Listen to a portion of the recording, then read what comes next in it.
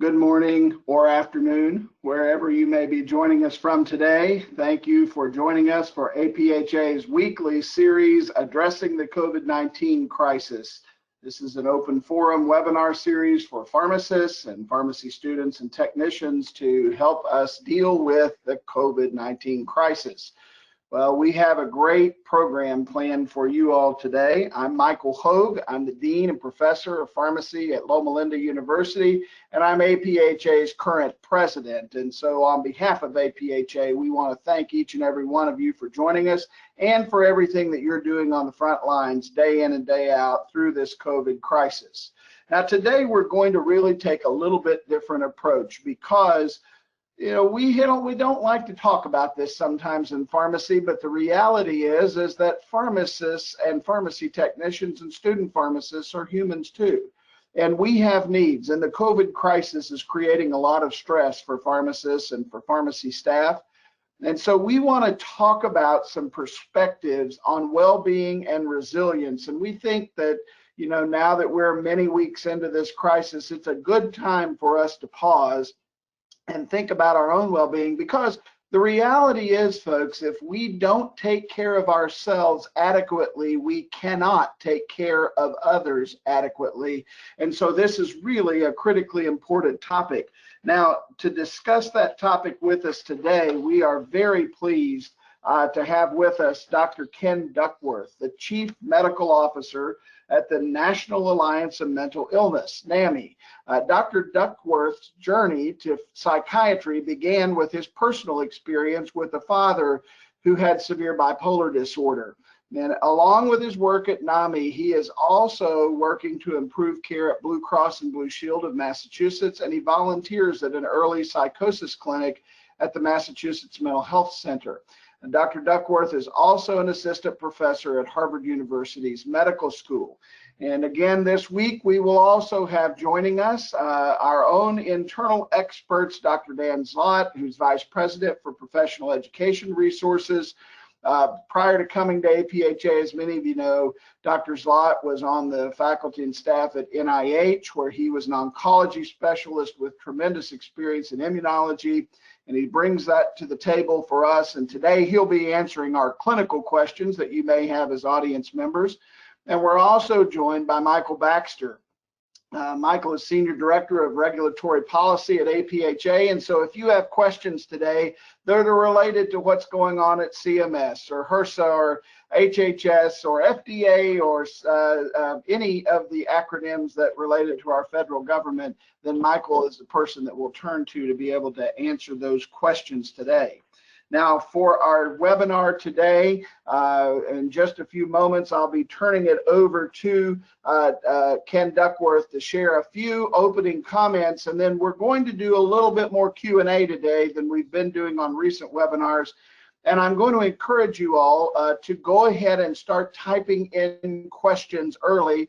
We will be opening the lines for questions earlier in today's broadcast than we have been doing, and we'll have some questions of our own, but we want to make sure that your questions related to well-being are getting answered.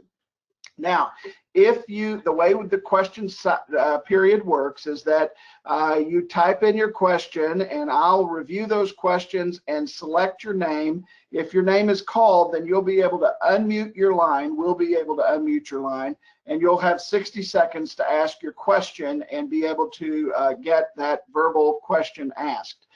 If for some reason you do not have audio capabilities, when you write your question, just put no audio so that I'm aware that I need to ask your question for you on your behalf. Otherwise, we're going to try to open your line. If you've joined us today on a cell phone or a landline phone and you're not joining through the computer audio, then remember you need to go ahead and enter your audio PIN so that your line will be unmuted when we call on you.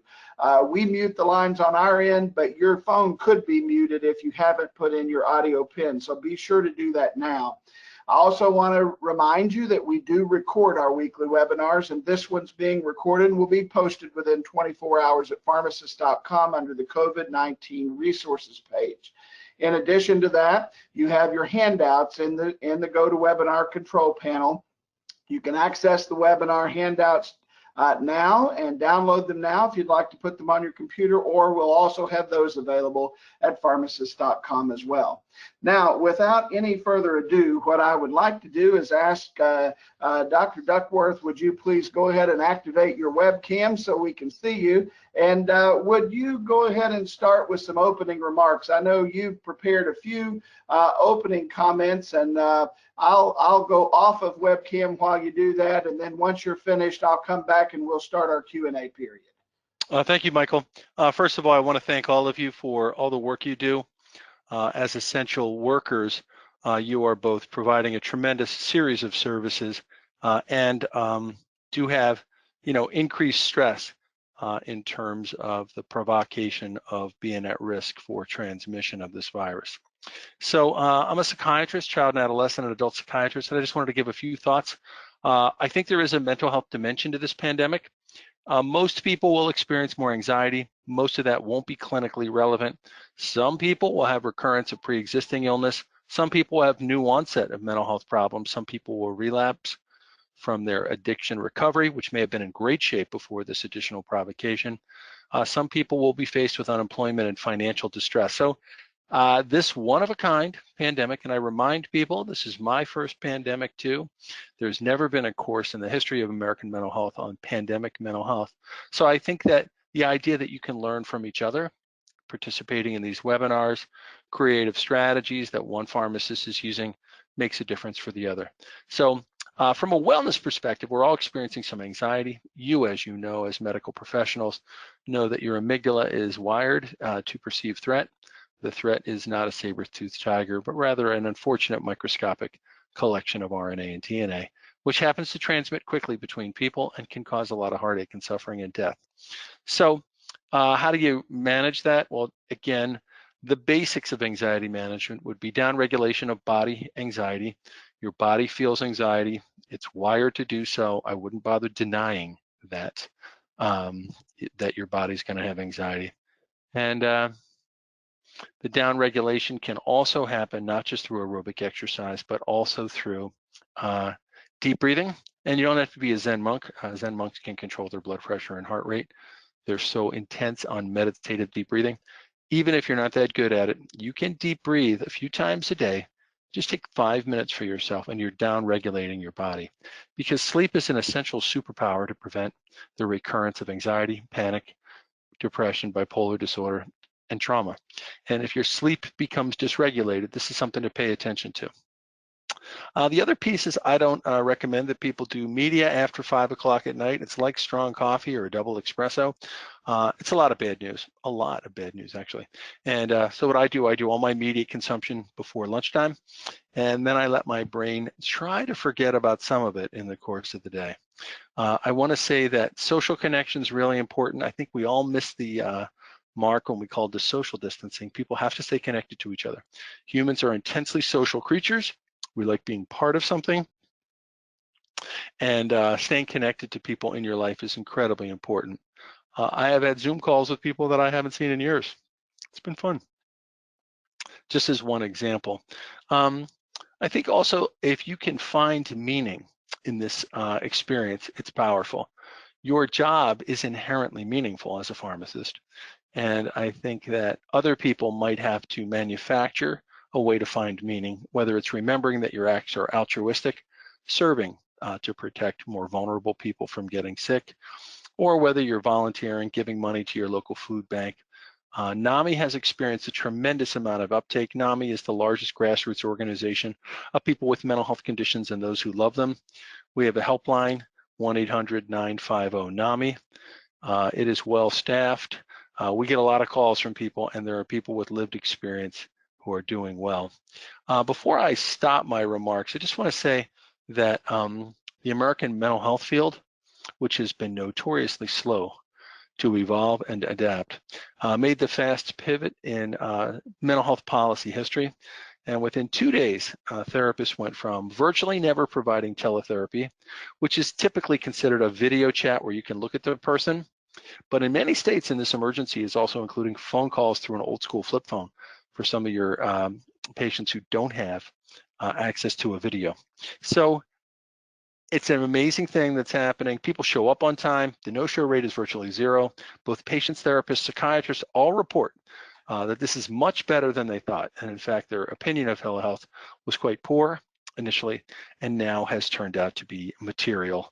And I think going forward, there's going to be a lot of utilization of telehealth as this becomes a piece of our history. I do want to mention human resources within your individual organization or company might have an employee assistance plan, might have online cognitive behavior therapy strategies, and might have this telehealth benefit. And many states have declared an emergency, and for the 1 in 5 Americans that have mental health vulnerabilities. So that's going to be people in your life, perhaps. It's also going to be people that you serve. I want to close out by thanking one specific subset of your team, which is the CPNP. CPNP, Deanna Kelly, they do all the medication fact sheets for NAMI, and we get millions of reviews of them. We have a great relationship with CPNP, and we wanted to have an independent group of pharmacists assess medications. So I just want to shout out to that group in particular. I believe they're a member of this larger organization. So that was a lot of talk fast. I just want to mention for addictions, AA, NA, Smart Recovery are all online, and they've been online. That's actually quite easy to get access to. Methadone can be given once a month. It used to be once a day. And Suboxone, which is a life-saving treatment you all know for opiate use disorder, can now be given through video-enabled visits. So there's been some policy developments that are quite positive. The mental health field has pivoted, but I think there's little doubt this is going to stretch the mental health system, and it's going to stretch Americans' mental health in terms of anxiety, depression, the risk of suicide, and the risk of relapse for addiction. So I'll stop there, Michael, and I'm happy to participate in your panel. Great, thank you so much, Ken. You've shared some wonderful tips just in the first 5 minutes, and go ahead and stay on video. I'm going to question you, ask you quite a few questions here. We'd like to bring it on. Let me start with this. In the early days of the pandemic and continuing through on, my observation with frontline pharmacists and pharmacy staff is that the thing that was really driving them was fear.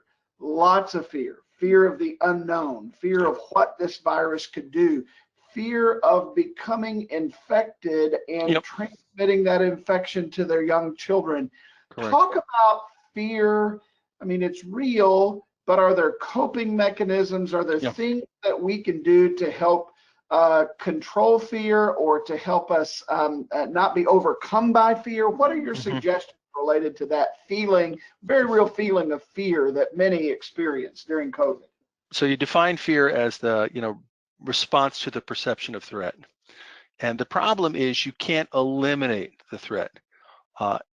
If you've been infected and you already had it and you have immunity, you're likely to be a very low risk person. I think the evidence is quite strong that the American researchers have shown that this idea that you're not immune if you get it is highly suspect. However, for the rest of us that have not been exposed, that have elderly relatives, there's a lot of anxiety about healthcare providers bringing it home to their family. So the question is, what do you do? Well, we're back to the serenity prayer. Control what you can, accept what you can't, right? Let go of what you cannot, and the wisdom to know the difference. Anxiety is necessary because we do have a threat. So you need to participate in enough information gathering to know, oh, now I have to have a mask. Oh, maybe my health plan will cover antibody testing. Oh, you mean to go to work, I now need antibody testing? Is this business allowed to open? Or does it have to stay shut? Are people going to behave? How many do I control? How many people do I control in my pharmacy? So you need enough information to be actively preparing for the final exam. But as you all know, as you are PhD level pharmacists, right? There's a lot of school involved in your career. Too much anxiety typically means you can no longer function and concentrate. So by aerobic exercise, deep breathing, limiting your negative inputs, and by also acknowledging some cognitive behavior principles, you're allowed to think of the worst things that could happen. That's normal. That's actually healthy. You should have a plan, but don't and that river is running by you, you're allowed to know that that river's there. Don't live in that river. You can stick your toe in the river and say, okay, what would happen if everybody in the family got it? What would happen if I lost my job? What would happen? Okay, you can do that. And in fact, it's probably a healthy part of your anxiety mechanism in your brain through your amygdala to anticipate future unsettlement. But don't live there. It's a Zen parable of challenge. You must be aware of the threat. You must have anticipatory thoughts to what you do for the threat. And at the same time, you have to act under the things that you can control. So whether it's PPE, accessing that hand washing protocols, how do you take care of your staff at the office, whatever it is that's under your control. But we do all have to acknowledge that we don't know how this is going to go. And that's unsettling. Yeah, it's a difficult time. I've heard some talk about, we've got pharmacists across the spectrum of healthcare that are involved in patient care. So we've got pharmacists that are, that provide their care virtually all the time and do that, telephonically as a part of their regular job. So they don't necessarily have direct patient exposure. That's their operation. Then we've got, on the other end of the spectrum, pharmacists working in intensive care units providing direct care to COVID patients who are on ventilators. So we've got the entire spectrum there. The full Monty, yeah. I want to really explore this concept of COVID-19 and PTSD. So is there a connection? Do pharmacists and healthcare providers generally, is it possible that some will experience PTSD symptoms and that clinical diagnosis following this COVID thing? Is that real? Tell us about that. I think it's probable. And the best predictors are your direct connection to the trauma. So the closer you are to the trauma. So ICU doctors and emergency room doctors, pharmacists working in that setting have higher doses. So if you follow the post-traumatic stress literature, very interesting. There's a whole controversy about whether this is a disorder, because PTS without the D is the understanding that there's a biopsychological response to overwhelming threat or undigestible human memory that is body-based. And there's a very famous book called The Body Keeps the Score. So you may feel okay, but you're having flashbacks, you're having nightmares, you have a startle response, you feel numb. This is going to be common among healthcare workers who are participating in this. So the strategies would be for that to reduce your dose, to do very creative staffing, to figure out how to have fewer days, in the theater of combat, if you want to use a warm metaphor. Hospitals in Boston are rotating floor nurses, staff nurses, and retired nurses through the ICU, not because they were trained in ICU care, but because they're taking care of the mental health risk of the ICU nurses. And in addition to that, there are specific psychotherapies that are helpful for trauma. And another predictor of post-traumatic stress response is a history of trauma. So if you have had childhood trauma or adult trauma, a catastrophic car accident or a history of abuse, be aware that you may have higher risk and just factor that into your decision making. But I think in leadership, the creative application of rotating schedule to share the pain. You probably saw the emergency room physician who killed herself in the paper. That was about a week, maybe 10 days ago. Straight up, it was, a trauma overwhelmed response. And I'm sure people would say to her, you're done now. You've stopped now. It's still all inside of her. She had taken it all in. And the problem with post-traumatic experience is you can't process it normally. So you sleep poorly.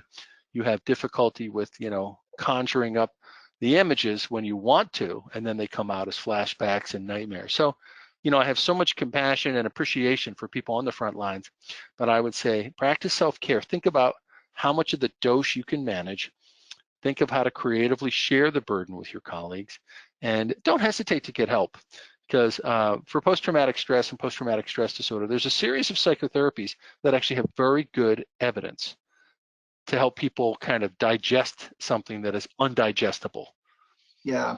Well, you bring up this discussion about awareness, and one of our participants today who doesn't have audio but has posed a great question, Adam Salas, thank you for this question. What are some of the signs that supervisors or managers or other staff can look for in their teammates that may be experiencing these mental health issues due to the pandemic, but maybe those individuals aren't seeing it or verbalizing their issues or seeking help themselves?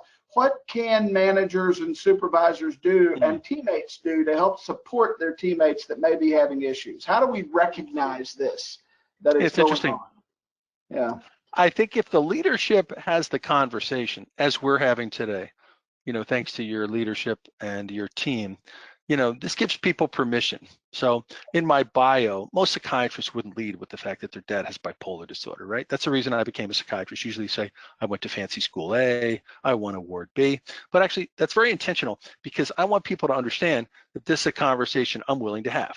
Bipolar disorder impacts millions of Americans, and here I am, a person who's willing to talk about it. So I think the first thing would be to say, I want to check in with you as a staff on your mental health. You do not have to reveal all kinds of things to me, but I want to remind you that we can share staff pain, we can do some schedule rotation. I expect that this is going to be difficult for you depending on the setting in particular.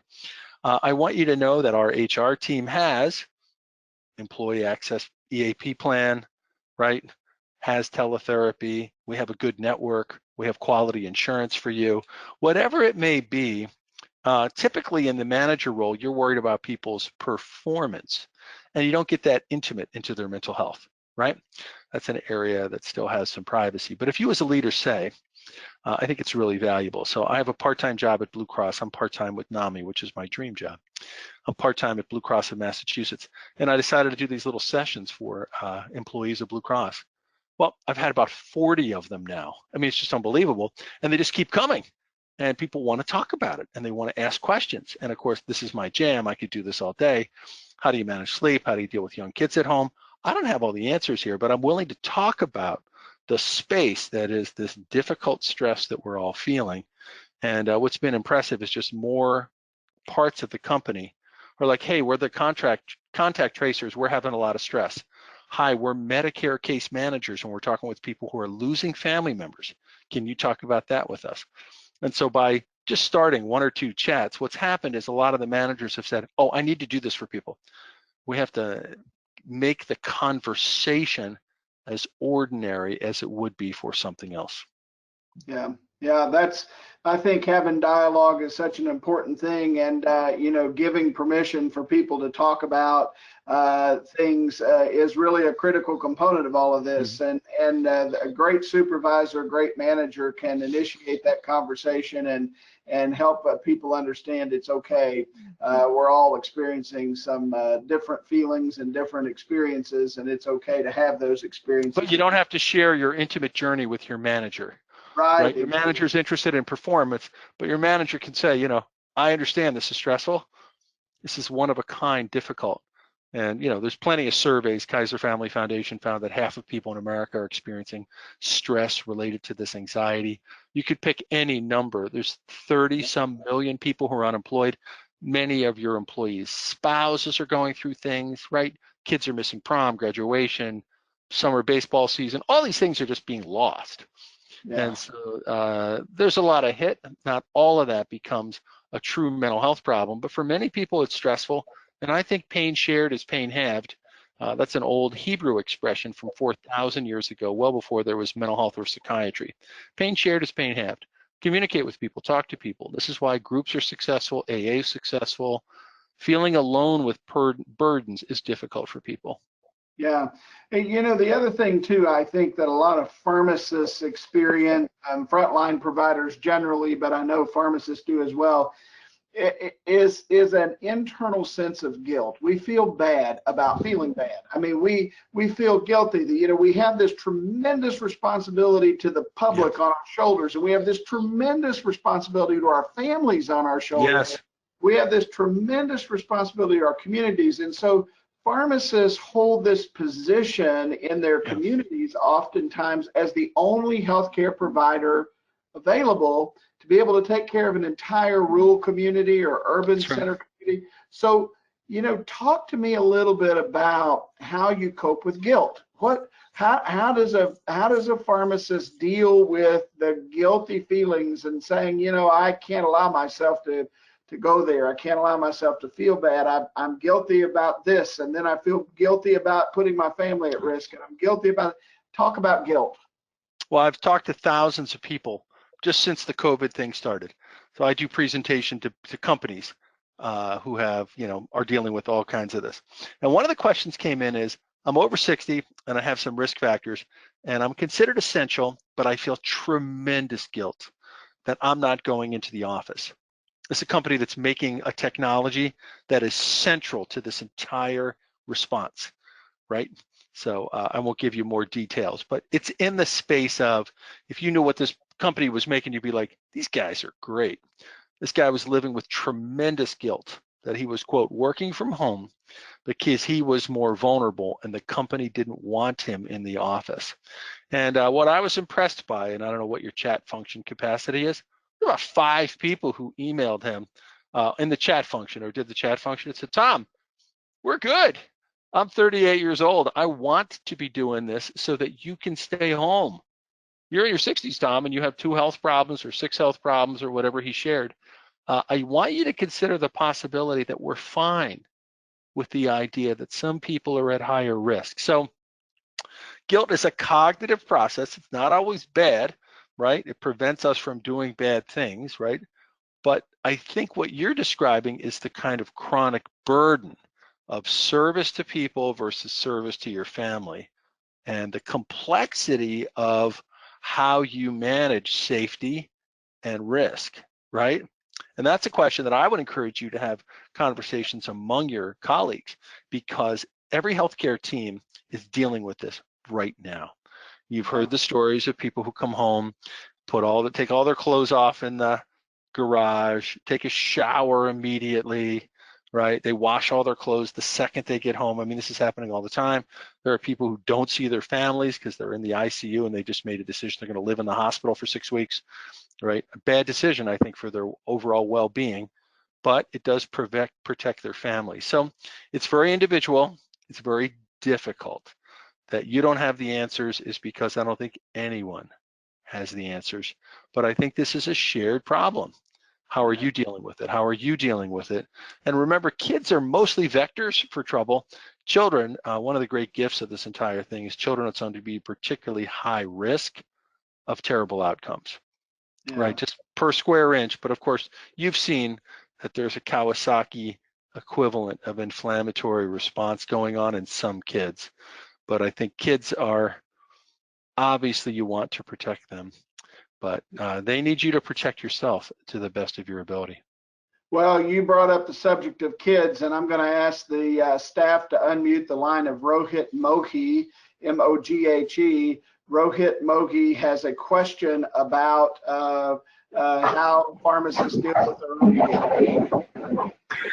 Good afternoon. Thanks for taking my question. The reason I'm asking this question, I'm in Pennsylvania. Our school year is basically all homeschooling now, and I have a 6-year-old. We're talking about adults who are having problems dealing with this whole COVID and how we deal with stress, as well as, I don't work in an acute care setting anymore, so my likelihood of PTSD is lower than somebody who does. But my question comes back to my 6-year-old. Kids don't express, their stress or their anxieties nearly the same way adults do. That's right. Acting out. The thing that I'm starting to see him acting out is, while he's a very, very good boy, he's just not listening to what we are telling him to do. So when we tell him to not do something, he's going in and doing it and says, oh, I won't do it again.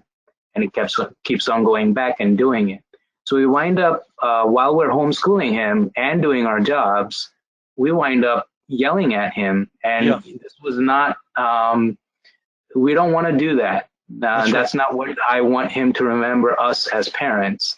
So I'm asking on what approaches could we take to understand his issues and concerns and partner with him to cooperate better?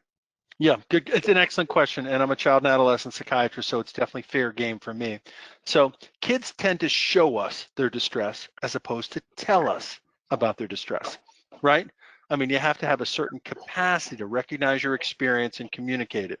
I would say, I would ask them what they understand about this, and I would try to have a conversation about why they think they're not in school. I would ask them what they know, and I would have a conversation with them. I would be honest with them.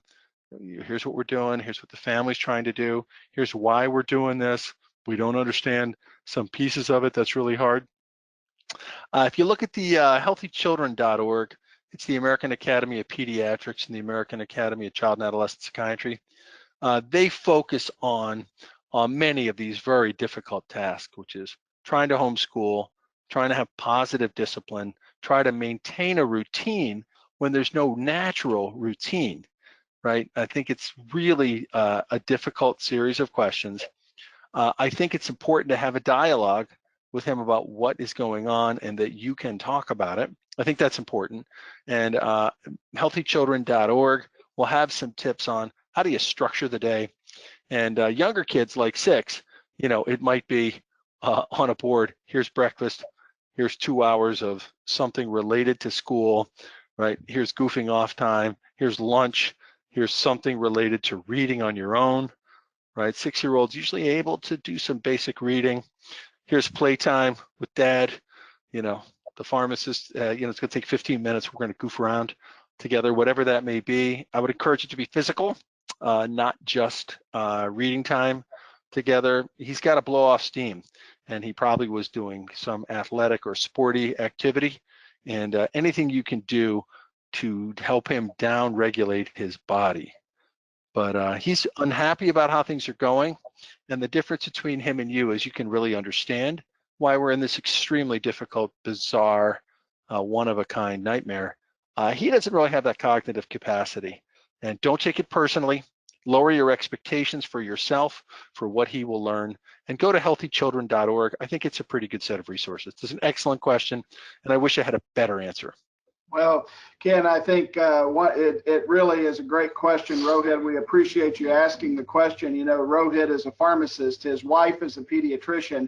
And so the reality is that even healthcare providers are struggling with this situation of quarantine, where we're trying to be the healthcare provider we need to be for our patients, and at the same time do the right things with our families. It's a complex situation. Now I'm going to ask you one last.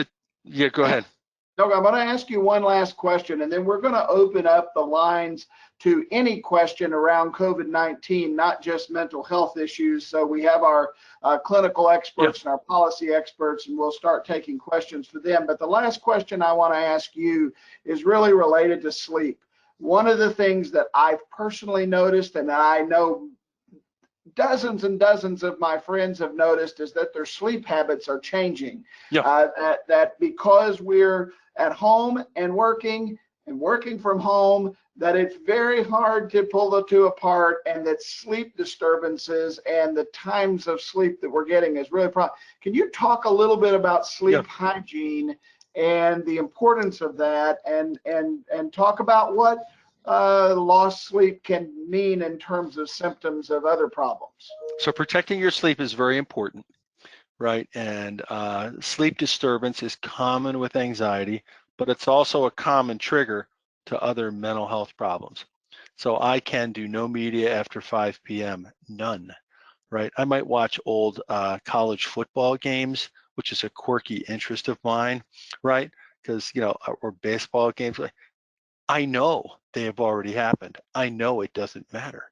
I knew it didn't matter when it was happening, but I still find pleasure and reassurance in the idea, right? That college football. You're clearly not a University of Alabama fan, because all of those games matter, Ken.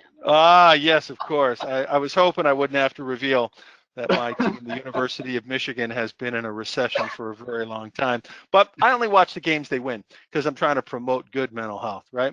So obviously most of the games are off limits for me. So Sorry, I disrupted you. No, it's all good. It's all good. Anybody from Alabama is going to jump on college football, and I respect that. So that's one piece. So no adverse information. This is for me. Keep your body moving so it's tired, and it will sleep, right? You want to get your muscles fatigued. This is true of kids too. And the sleep hygiene idea is you don't read provocative things in bed. So the phone with CNN, with charts of deaths in your neighborhood, that's exactly what I wouldn't advise you to do. So reading a policy manual designed by, the American Pharmacists Association is probably great bedtime reading if you're trying to produce sleep, right? I'm sure your policies are more interesting and compelling than many, but I encourage people to read things that aren't stimulating, aren't scary, right? No murder mysteries. I really, this is just me. I think that's important. And the idea is if you can't sleep, you get out of bed. And if you can't sleep, you want your body to associate bed with sleep pretty strongly. So that's a sleep hygiene strategy. So if you're going to get up, if you can't sleep for a half an hour, get up, walk downstairs, pull out your favorite pharmacist policy manual, something that will not compel your brain for emotional limbic excitement. Unless you're reading about some policy that you wrote and you're still bitter that the committee turned you. Don't do that. The whole idea is something that's so non-problematic. Yeah. So to me, I've also read a couple books. I'll just share the book. My go-to book is the New Churchill book about the Blitz in London. And why I like that book, it's called The Splendid and the Vile, is it's unpredictable, uncertain catastrophe is happening to everybody in London. And people are coping with it. And you start to realize that I'm not the only person who's ever had to cope with uncertainty and anxiety, right? And obviously, Winston Churchill was pretty good at that whole rallying the team, and that's something I do wish we had, a Churchill figure right now. But I think that it's important to recognize that your bed is for sleeping. You don't hang out in bed, don't read difficult things. And I think if you're waking up at 3 o'clock in the morning every single day, that's usually a sign of overwhelming stress. So I've had people ask me that, and they're doing sleep hygiene, they're doing everything I said, aerobic exercise, and I'll say to them, what's the most stressful thing in your life? And they'll say, my job. And I said, you need to swap out your job. And when people swap out their jobs, they contact me 3 weeks later, say, Ken, I slept great right after it was over. Like at some point, early morning awakening is simply your body saying, I can't manage what's in front of me. I just can't do it. And you can identify what that stress is because it's the thing you think about when you're up at 3 o'clock in the morning. That's the thing. So if you're worried about your parents' safety in the context of COVID, think about what you could do to support them more practically during the day. In terms of worry, I'm going to give you another cognitive behavior strategy. If you're worrying all the time, a cognitive behavior trick is to spend 2 periods in the day where you concentrate all your worry. And you're not supposed to do anything else but worry. And the idea is, at 7 a.m. and at 7 p.m., these are my worry times. And I put all my worries into that time. And during the rest of the day while you're functioning, you're like, God, I'm really anxious and worried about. I said, yeah, but I'm going to have a worry session later. And don't do anything but worry. This is a classic cognitive behavior therapy strategy because you're trying to reduce the amount of time your free-floating thoughts, anxieties, and fears are being activated. Great. Those are great tips. Now, Ken, I'm going to have you and I both go off of webcam. And sounds good. I've got a couple of polling questions that I want to get some feedback from our audience. First question, this is for our audience. I have personally experienced increased anxiety during the COVID-19 pandemic. Tell us about this. Are you feeling anxiety? Have you felt anxiety during the COVID-19 pandemic? Give us your response. The voting is open, and we'd love to have everybody participate and just get a sense for the level of anxiety that may exist among our peers who are on the call today. Good, we're getting good votes. Thanks for Michael, voting. you might have some voter fraud there. You have strongly agree and strongly agree as the top. Yeah. I think. Yeah, well. But I think we got the idea. We got the idea. Yeah, that's right. Yeah. So, Just wanted to point that out. Yeah, thank you. I didn't see that. All right, let's see what the results are. We've got a good majority of folks. Looks like 87% of you are on the agree scale. Only about 6% of you disagree. So most most everyone is experiencing some anxiety, increased anxiety. Second question, polling question we want to ask is about your sleep. I've personally experienced increased sleep disturbances during the COVID-19 pandemic. We've got only one agree on here this time. Ken, I think we got it right. So, folks, are you experiencing any changes to your sleep? It would be good to know where pharmacists are right now with their sleep. And okay, great. Let's see what the response is here. And a fewer of you are experiencing sleep disturbances compared to anxiety. It looks like about 55% of you agree that you're having some sleep disturbances, 23% perhaps not so much, and then several of you are not having any changes in your sleep, so that's a good thing. All right, now let's... So this says to me that you have a normal, healthy audience, okay. right? Because having some anxiety is common, right? You were over 80% on that. And fewer number of people will have sleep disturbance, but some should have it because this is what Americans are reporting across the board: high levels of anxiety and uncertainty, and a more moderate level of sleep disturbance. Okay, all right. Well, there you have it, folks. A little bit of a pulse, and hopefully this is helpful for you all to understand where everyone is. Now, I've got a question that has come in that is actually for our clinical experts. I'm going to direct this one to Dan Zlot. Dan, we're getting questions about people developing antibodies following COVID-19 exposure, questioning whether people really do develop antibodies and whether those antibodies are long lasting. Dan, can you share with us the latest clinical information about antibody development? Absolutely. Great question. And actually, Dr. Duckworth touched on this very briefly. And he said that people do develop antibodies, and he's absolutely correct. So currently, the best available evidence is coming out of some studies from China. And the best one is in a study of just under 300 people. And in that study, 100% of people exposed to COVID-19 developed antibodies. And the time to development of antibodies varies a little bit. Some people have antibodies that you can detect in their blood as soon as about 2 days after symptoms start. But by about day 16, day 17, after symptoms start, 100% of patients develop antibodies.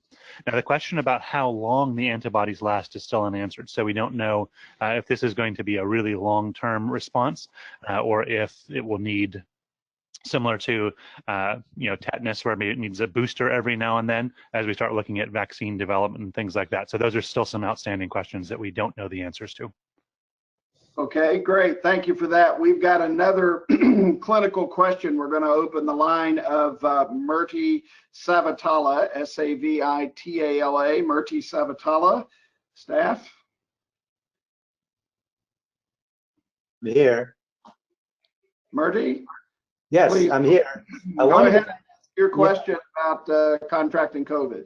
Right. Have you had any contacts or people who contracted COVID-19 because of their exposure through work? Okay. So, Dan, can you talk to us about what you know about pharmacists who've actually contracted COVID-19? I mean, I personally am aware of one pharmacist that I know that works as a critical care pharmacist, not at our institution, but at another one, who did in fact contract COVID-19 and convalesced at home and recovered fully. But Dan, do you have any data or any information about how many pharmacists may have contracted and tested positive for COVID? That's a great question, Murti, and I don't know the answer to that one. I have not seen any of those data about pharmacists in particular. Like Michael, I have several friends who have contracted COVID-19, and most of them have done very well. One of them was relatively ill and ended up on a ventilator for a little while, but recovered. So, and it's very much in line with what we see for the general population. That particular individual had some comorbidities that placed him at a little bit higher risk. And so, again, very much in line with what you would typically expect for the COVID-19 clinical course and experience. But in terms of the overall exposure across the profession, that data is not available.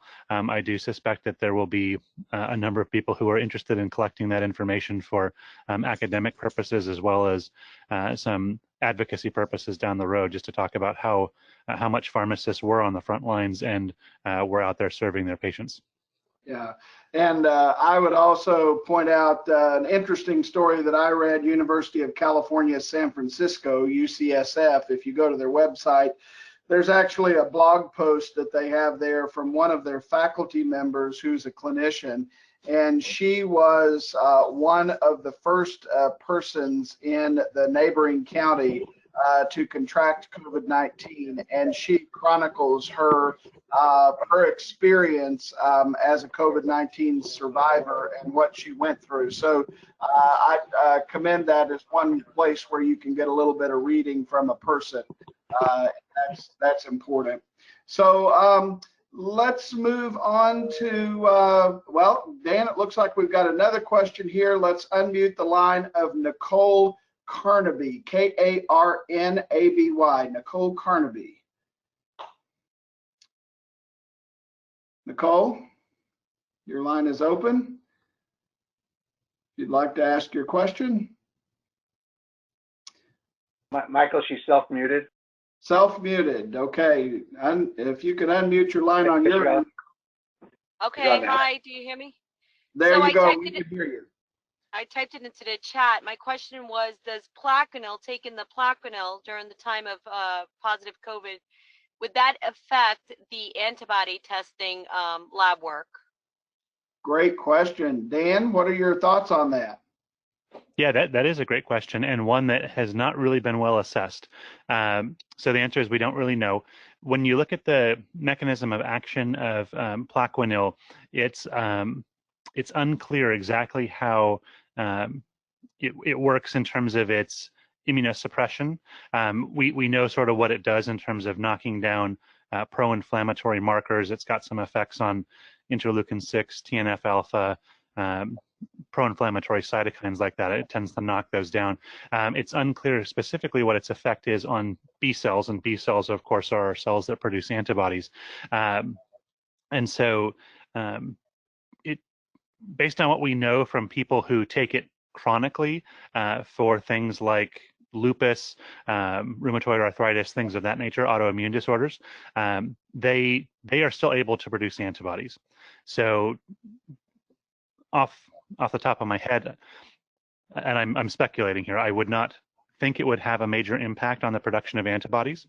However, that does remain to be studied fully in clinical trials. Additionally, in terms of actually treating COVID-19, I think there's two different mechanisms of actions that Plaquenil is thought to have. The first is that it actually is thought to inhibit viral replication. That is true in the lab. It has not been as well confirmed in actual people. And then additionally, its anti-inflammatory effect is thought to be potentially very effective, particularly in people with more moderate to severe disease. Again, good clinical trials, randomized clinical trials that demonstrate the benefit of hydroxychloroquine are lacking and have mixed results at best right now. So that's a kind of a long-winded way to say we don't entirely know, but again, I wouldn't think it would have major impact based on what we know extrapolating from other patients who take it long-term. All right, I want to let our audience know that we have gotten a list of really outstanding and excellent questions, but we're running out of time. And I want to let those of you who have asked questions today, which are really great and interesting questions, know that we'll try to answer one or two of these questions on the APhA Engage web or Engage platform at pharmacists.com, and then you click on Engage, and you'll be able to see some of the responses this week to some of these questions. I wish we could get to every single question, but we're just running out of time. and don't have the time to get to all of them today. And then we'll also carry over into next week's webinar and try to address some of these questions that have been posed on next week's webinar. So thank you for your patience. I'm sorry we couldn't get to every question that we had today. There are a host of really excellent questions that have been posed, and they're very important, and we want to make sure that we do our best to have experts give you feedback on those things. So please do plug in to engage. Now I'm going to turn it over to Mitch Rotholtz, Chief Strategy Officer for APhA, who's going to share with you all some resources that APhA has developed for well-being. Mitch? Thank you, Michael.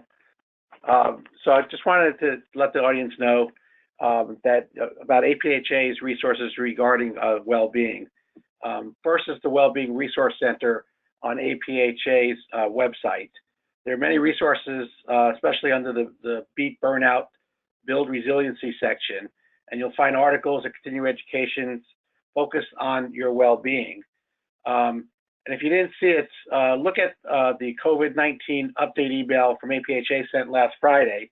It gave a spotlight on well-being and included tips as well as links to well-being and exercise apps that individuals could use. Next slide, please. I'd also like to spotlight one of the resources, the Pharmacist Wellbeing Index. It's a free, 100% anonymous online tool that we partnered with the Mayo Clinic to make available to pharmacists, and it measures dimensions of the stress and well-being of pharmacists, student pharmacists, and pharmacy technicians through the use of 9 short questions. The index measures the likelihood of burnout, severe fatigue, suicide ideation, quality of life, meaning in work-life integration, risk of errors, dropout risk, as well as overall well-being. So a lot of the stuff that Ken talked about, this tool gives you another option for measuring where you are in your own well-being. And you don't have to take it once. It's not just a one-time survey. You could take it several times to track how you're doing over a period of time. When you take the survey, you will get your score, and that's the top left dashboard on this slide. And then you could access the resources that have been developed by Mayo, APhA, and national well-being organizations like Ken's organization. You can also reassess yourself many times and track. And what we do is we collect aggregate. As I said earlier, the information is anonymous, so we don't know your individual, but we are able to gauge how the profession is doing. And we're encouraging people, especially during this time of the COVID pandemic, to take the tool several times so we can actually keep track of how the profession is doing and know what kind of resources and tools you need to help you through this time. And my last slide is, we hope that you will use the tool, take your pulse. It's free, and your scores and answers are completely anonymous. And the link to it is on this slide. And thank you all for what you're doing for your patients, your families, and your communities. Thank you, Mitch. That's great. Now let's move on to the next slide. We want to just summarize for you some things that are going on and important to your practice. First of all, as you know, APhA has a robust series called APhA's 15 on COVID-19. It's an opportunity for you to spend 15 to 20 minutes getting continuing education and updating yourself on the latest information. There's new episodes on sedation drugs and anticoagulation in COVID-19 that are important, and I'd encourage you to take advantage of those. Now I want to call on APhA staff member Mike Baxter to share with us what's going on with advocacy right now at Capitol Hill. Sure. Well, thank you, Michael. Thanks everyone for attending today too. I don't know if talking about Congress or the administration is going to help your mental health or be a detriment. We have 3 major areas for advocacy updates today. For pharmacist testing, a lot of action stuff going on in pharmacist testing around COVID-19.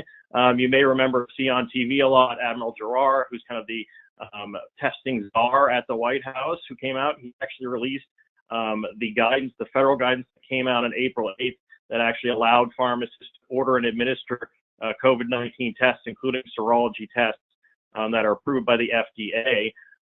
But we've run into some kinks, as you find out. In a lot of the states, you know, it's still difficult under scope of practice, working with kind of outdated state laws, that allow this to actually happen to the full extent. In some states, only specimen collection can happen. So we're still working on that aspect to make sure that pharmacists can still do everything under that guidance. So we sent a letter this week asking for his assistance, where we're going to need assistance on the regulatory front as well as the legislative front to achieve really the goal of this administration, which is more widespread testing capacity, so that all pharmacists in all sites of care can really complete testing. In addition to that, we have a meeting with CMS, the Centers for Medicare and Medicaid Services. That's coming up on Monday, and that really deals with payment issues. So to make sure that our great pharmacists who are on the front lines, who are conducting these tests, while they're doing it out of the goodness of their hearts, we want to make sure that they're also paid for their efforts and reimbursed there. So we have a meeting with them on Monday to discuss, mainly reimbursement issues for Medicare and Medicaid, so dealing with both the federal side and also the state side, and also issues right now on how that works in incorporating and reporting results, et cetera. On direct and indirect, or DIR there, it should be DIR fees, direct and indirect remuneration. This is obviously the issue if you're at a pharmacy, if you're selling a product for below basically cost and you didn't know it at the time, and then later on a PBM or pharmaceutical benefit manager comes by and actually takes a large portion of that back, so you've actually sold the product for below what it actually cost you to acquire the product. So a big problem for a number of our members, and we're trying to get that included in the upcoming legislative package to address COVID-19, the major issue that's causing a lot of smaller independent pharmacies. And we had 240 patient and healthcare advocates actually sign a letter urging Congress to fix the DIR fees to the largest amount that we've ever had.